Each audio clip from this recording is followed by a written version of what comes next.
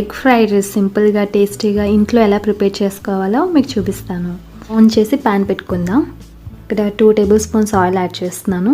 3 eggs కూడా ఇలా పగలగొట్టి లైట్గా ఫ్రై చేసుకుందాం. ఇందులో ఫ్రై చేసుకొని పక్కన పెట్టుకుందాం. 3 టేబుల్ స్పూన్స్ ఆయిల్ యాడ్ చేసుకుందాం. 1 టీ స్పూన్ అల్లం వెల్లుల్లి, 2 పచ్చిమిర్చి, ఆనియన్ పీసెస్ కూడా యాడ్ చేసి 1 నిమిషం పాటు ఫ్రై చేసుకుందాం. ఇలా తరిగిన క్యాబేజ్ యాడ్ చేసుకుందాం. 1/2 కప్పు క్యాప్సికమ్, క్యారెట్స్ కూడా యాడ్ చేసుకొని ఒక 5 మినిట్స్ బాగా ఫ్రై అయ్యేటట్టు కలుపుకుందాం. వెజిటేబుల్స్ అన్ని సాఫ్ట్ అయ్యి బాగా ఫ్రై అయిన తర్వాత ఇక్కడ నేను 1 కప్ రైస్ తీసుకున్నాను. మొత్తం అంతా యాడ్ చేస్తున్నాను.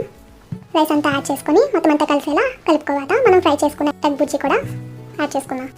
రుచికి సరిపడా సాల్ట్ యాడ్ చేసుకుందాం.